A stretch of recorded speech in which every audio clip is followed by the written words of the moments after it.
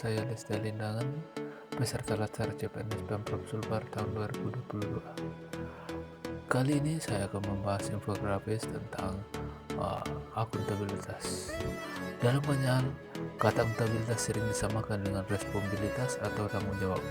Namun pada dasarnya konsep tersebut memiliki arti yang berbeda. Responsibilitas adalah kewajiban untuk bertanggung jawab yang berangkat dari moral individu, sedangkan akuntabilitas adalah kewajiban untuk bertanggung jawab kepada seseorang atau organisasi. Dalam konteks ASN, akuntabilitas adalah kewajiban untuk mempertanggungjawabkan segala tindak dan tingkah laku sebagai pelayan publik kepada atas, lebih luasnya kepada publik. Dalam menciptakan lingkungan akuntabel yang diperlukan adalah yang pertama, kepemimpinan.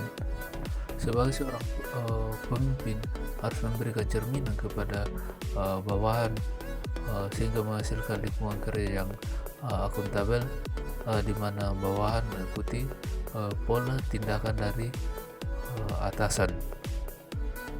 Yang kedua adalah transparansi, di mana mendorong komunikasi yang lebih besar dan kerjasama antara kelompok internal dan eksternal. Jadi setiap instansi pemerintah melakukan kerjasama dengan instansi lain ataupun pihak swasta yang lain untuk peningkatan kerjasama dan lingkungan yang akuntabel di dalam lingkup instansi. Yang ketiga adalah integritas dapat memberikan kepercayaan dan keyakinan kepada publik atau stakeholder terhadap instansi tersebut. Yang keempat adalah tanggung jawab. Tanggung jawab dapat berupa perseorangan maupun secara institusi. Perseorangan adanya pengakuan terhadap tindakan yang telah diputuskan dan tindakan yang telah dilakukan. Jadi ketika kita berbuat, kita bertanggung jawab atas apa yang dilakukan. Begitu pula dengan institusi, perlindungan terhadap publik dan sumber daya. Yang kelima adalah keadilan. Keadilan merupakan landasan utama dari akuntabilitas. Sebagai seorang pemimpin harus bersifat adil terhadap bawahannya, tidak memandang ras, suku, dan agama. Ketidakadilan harus dihindari karena dapat menghancurkan kepercayaan dan kredibilitas organisasi yang mengakibatkan kinerja dan menjadi tidak optimal. Yang keenam adalah kepercayaan. Rasa keadilan akan membawa pada sebuah kepercayaan. Ketika pemimpin berlaku adil terhadap semua bawahan, maka bawahan akan semakin percaya kepada atasan dan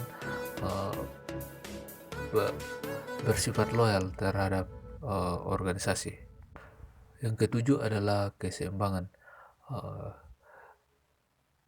Sebagai pegawai di suatu institusi atau instansi, kita harus menyeimbangkan antara kewenangan dengan kinerja kita.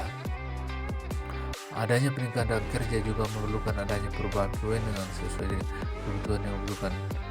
Selain itu, adanya harapan dalam mewujudkan kinerja yang baik juga yang harus disertai dengan keseimbangan kapasitas sumber daya dan keahlian yang dimiliki. Jadi seorang pegawai harus memiliki skill dan kapasitas yang seimbang untuk menjalankan tugas-tugas kesehariannya.